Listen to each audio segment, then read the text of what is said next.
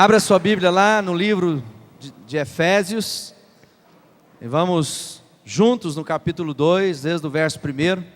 Vamos ler toda a porção aí, que vai do 1 ao 22. Depois vamos aprender o que Deus quer falar conosco essa noite. Quem aqui quer ouvir a voz de Deus mesmo na sua vida? Amém? Todos nós queremos, não é verdade? Às vezes a gente tem muitas coisas no ouvido que impedem, né, a voz de Deus na nossa vida.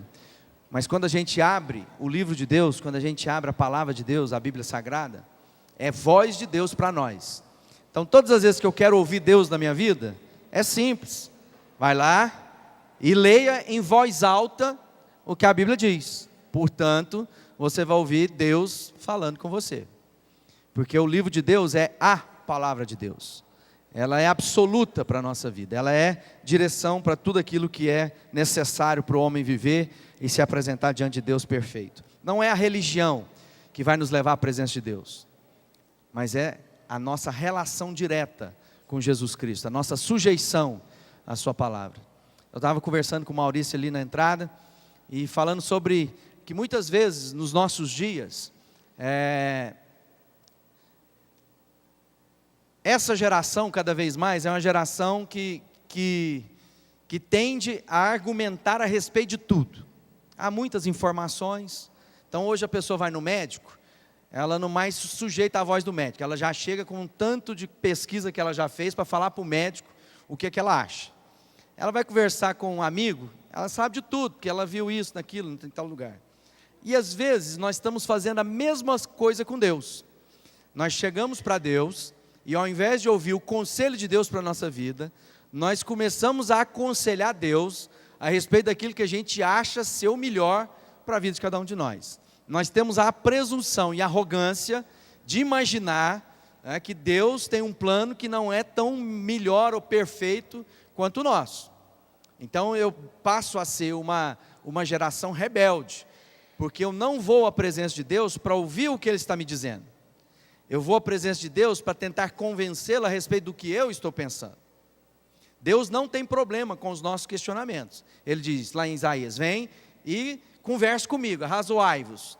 Mas Ele quer que a gente ouça a palavra de Deus e obedeça. E na tentativa de enrolar a Deus, a gente começa a argumentar em demasia. Nós começamos a falar a nossa oração muito mais para empurrar Deus para frente do que de fato querer ouvir o que Deus tem para dizer. Então é o momento da gente aquietar a presença de Deus, e o princípio da fé é obediência. Ouvir e obedecer. Quem quer ser obediente aqui? Então eu não tenho que ser obediente à religião, eu tenho que ser obediente à palavra de Deus. Por isso é importante eu conhecer a palavra de Deus. Não é o que o pastor disse, não é o que a igreja falou, mas o que a Bíblia diz. E aí eu preciso ser o quê? Curioso. Eu tenho que parar, pedir para o Espírito Santo trazer revelação. Toda vez que eu abrir as Escrituras Sagradas, eu ter o coração para que Deus mesmo molde o meu coração. Ele diz lá que não vai ser preciso que ninguém mais nos ensine a respeito de nada. Que Ele mesmo escreveria no nosso coração tudo aquilo que a gente precisa aprender. Então, se a gente não está aprendendo, se nós não estamos aprendendo, significa que há uma resistência aonde? Na pessoa que é mau professor para nós? Não, eu que não estou aprendendo porque eu não quero. Porque Deus disse que Ele mesmo ensinaria. Tem alguém melhor do que Deus para nos ensinar? Não tem. Então vamos ler juntos e agora essa palavra, e você vai pedir para Deus assim, põe a mão assim na sua mente, assim. Vamos fazer uma oração juntos. Assim, querido Deus e Pai, obrigado, porque o Senhor é bom, e o seu Espírito me ensina. Por isso eu quero declarar que toda tentativa do inferno de impedir a luz do Senhor na minha mente e no meu coração estão desfeitos agora, no nome de Jesus. Essa tentativa está destruída, amém? Resistir ao diabo e ele, então nós precisamos ter resistência. Capítulo 2 de Efésios, apóstolo Paulo escrevendo à igreja que está lá em Éfeso, hoje na Turquia, começa esse capítulo dizendo assim: vocês estavam mortos em suas transgressões e pecados, os quais costumavam viver, quando seguiam a presente ordem desse mundo, e o príncipe do poder do ar, o espírito que agora está atuando nos que vivem na desobediência. Anteriormente, todos nós também vivíamos entre eles, satisfazendo as vontades da nossa carne, seguindo os seus desejos e pensamentos. Como os outros, éramos por natureza merecedores da ira. Verso 4: todavia, Deus, que é rico em misericórdia, pelo grande amor que nos amou, deu-nos juntamente com Cristo, quando ainda estávamos mortos em transgressões, pela graça vocês são salvos.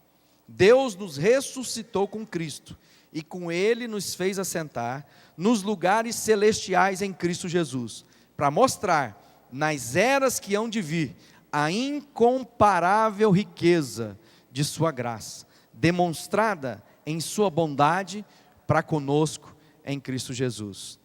Verso 8: pois vocês são salvos pela graça, por meio da fé. Isso não vem de vocês, é dom de Deus, não por obras, para que ninguém se glorie, porque somos criação de Deus, realizada em Cristo Jesus, para fazermos boas obras, as quais Deus preparou de antemão para que nós a praticássemos. Verso 11: portanto, lembre-se de que anteriormente vocês eram gentios por nascimento, e chamados incircuncisão, pelos que se chamam circuncisão, feita no corpo por mãos humanas, e naquela época vocês estavam sem Cristo, separados da comunidade de Israel, sendo estrangeiros quanto às alianças da promessa, sem esperança e sem Deus no mundo. Mas agora, em Cristo Jesus, vocês que antes estavam longe, foram aproximados mediante o sangue de Cristo, pois Ele é a nossa paz, o qual de ambos fez um, e destruiu a barreira, o muro de inimizade, anulando em seu corpo a lei dos mandamentos, expressa em ordenanças. O objetivo dele era criar em si mesmo, dos dois, um novo homem, fazendo a paz, e reconciliar com Deus, os dois, em um corpo, por meio da cruz, pela qual ele destruiu a inimizade. Ele veio e anunciou a paz a vocês, que estavam longe, e a paz aos que estavam perto, pois por meio dele, tanto nós como vocês temos acesso ao Pai, por meio do Espírito. Portanto, verso 19, vocês já não são estrangeiros, nem forasteiros, mas são concidadãos dos santos, membros da família de Deus, edificados sobre o fundamento dos apóstolos e dos profetas, tendo Jesus Cristo como pedra principal, no qual todo edifício é ajustado e cresce para tornar-se um santuário santo no Senhor. Nele, vocês também estão sendo juntamente edificados para se tornarem morada de Deus por seu Espírito. Amém. Pai, nós queremos que essa palavra agora venha trazer revelação na nossa vida, que nós tenhamos entendimento para que sejamos melhores quando sairmos daqui essa noite, tenhamos uma clarificação do Teu Espírito Santo a respeito da Sua promessa e da Sua obra na nossa história e na nossa existência. Por isso, ó Pai, toda a artimanha do inferno para impedir aquilo que o Senhor quer falar ao nosso coração, seja destruída agora, no nome de Jesus Cristo. Amém. Eu queria começar essa meditação por aquilo que está no capítulo 2, aí, no verso 8 em diante. Está lá assim: porque vocês são salvos pela graça, por meio da fé. Isto não vem de vocês, é dom de Deus, não por obras, para que ninguém se glorie. E agora presta atenção: porque somos criação de Deus, realizada em Cristo Jesus, para fazermos boas obras. Algumas versões dizem assim: nós fomos criados com o objetivo ou para realizarmos as obras de Deus. Então vamos pensar numa coisa. O apóstolo Paulo está escrevendo, e aí agora você deixa sua Bíblia aberta aí no verso 1, e a gente vai meditando com essa ideia em mente. O apóstolo Paulo está apontando uma revelação, está trazendo um estudo lá, escrevendo a carta, exortando aquele povo a respeito de um objetivo de Deus. Então todos nós que estamos aqui hoje, todos nós temos que ter a consciência que nós fomos criados com um objetivo. Há um objetivo de Deus na formação da sua vida no ventre da sua mãe. Há um objetivo de soprar sobre si, sobre a sua vida, o fôlego da vida, o espírito vivificante. A Bíblia diz que o homem era alma vivificada, era carne que Deus vivificou lá no Adão. E agora em Cristo nós somos espírito vivificante. Por quê? Porque Deus soprou sobre nós do seu espírito. Tudo isso tendo um objetivo.